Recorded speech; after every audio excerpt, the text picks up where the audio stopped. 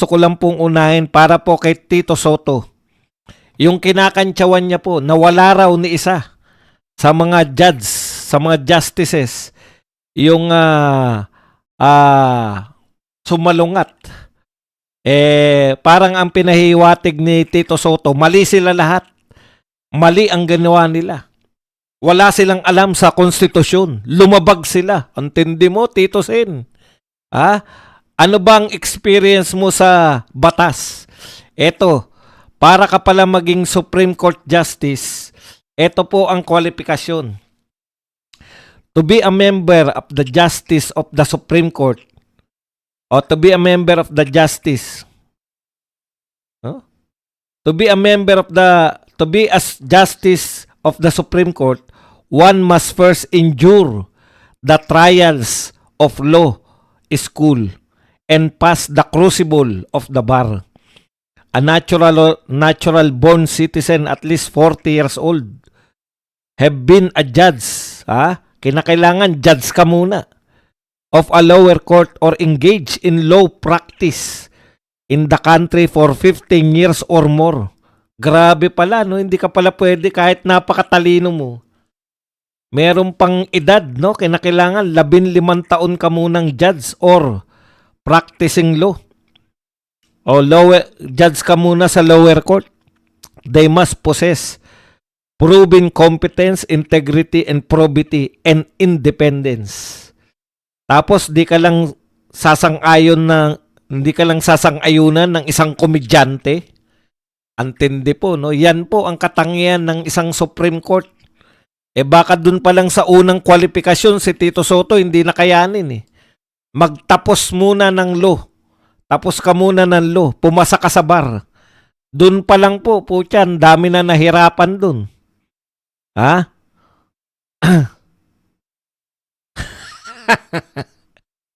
Hindi pala si Antikler.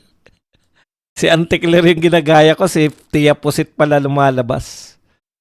Okay, eto po ang katanungan kay Vince Dizon kasi nakikita po natin araw-araw po ibang lugar ang pinupuntahan ni Vince Dizon. May katanungan sa iyo si Orlando De Leon, si General Orlando De Leon, retired Brigadier General. Ang tanong sa iyo,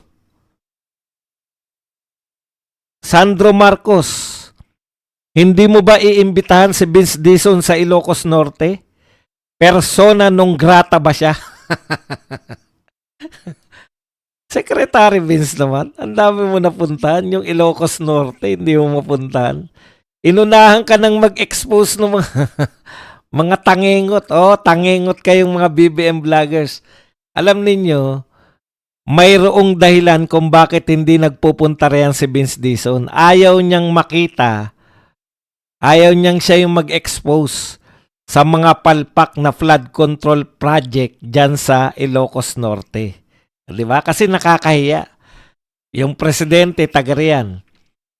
Yung majority floor leader ng House of Representatives, anak ng presidente, taga dyan din.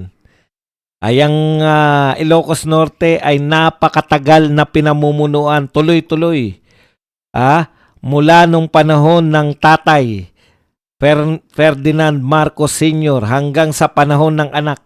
Tuloy-tuloy po yan na pinamumunuan ng mga Marcos o ng mga kamag-anak nila. Tapos, ipapakita nyo na may palpak na mga flood control project. May nakita ba kayo sa Davao City na tuloy-tuloy din na pinamumunuan ng mga Duterte? Kung mayroong palpak na flood control project? Wala. Di ba? Eto. Akalain mo, thank you very much sa mga napakatatalinong BBM vlogger. Akala nila, pag sinabi nila na, ayan, nakita niyo yung mga nagiba, nasa Ilocos sila, yung nagiba, proyekto ni Tatay Digong yan. Siniraan ninyo yung mga Marcos sa Ilocos. Yan ang katotohanan yung ginawa, mga kolentong. Pinatunayan nyo lang na tama yung mga ine-expose ng vlogger na mataba. Duke, pasensya ka na. Gusto ko lang sabihin yung vlogger na mataba kasi Mukhang mas payat ako sa'yo.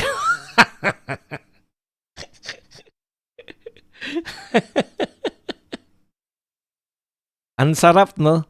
Ang sarap na yung mga bugokis. Ulitin ko sa mga bugokis na vlogger ni BBM. May duda pa yung mga tao kung tama yung pinapakita ni ng matabang vlogger eh. Ha? Nagdududa pa sila. Teka muna, totoo ba sa Ilocos yan? Puta, nagpunta ng Ilocos to mga to, pinatunayan nila. Na marami palang palpak na proyekto sa Ilocos. Mga bugokis ang puta. Kayo pa nagpatunay ha. Kayo pa nagpatunay ng kasiraan ninyo.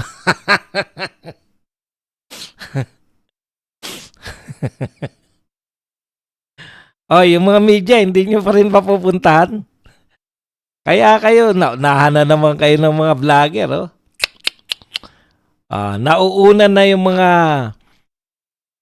mga Duterte vloggers, nauuna na sa inyo na magsabi ng katotohanan. Pag hindi nyo na mapigilan, tsaka nyo lang ibabalita kasi kawawa naman kayo. Naunahan kayo sa pagbabalita ng mga Duterte vloggers eh. Kumbaga, pag viral na, mapipilitan na silang magbalita, di ba? Ganyan yung gawain ng mga media eh. Eto ba, hindi kayo nahiya?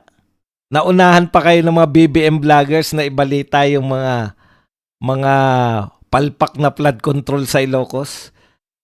Yung mga bayarang media ba, persona nung grata rin kayo sa Ilocos Norte? Punta naman kayo dun. Daming i-cover dun, no? Daig pa kayo nung matabang vlogger. Ang lakas mo ng Duke. Kaano-ano mo nga pala Duke si winarak nyo na kami. Baka naman kasi sabihin na kamag-anak mo yun kaya mo nilalantad.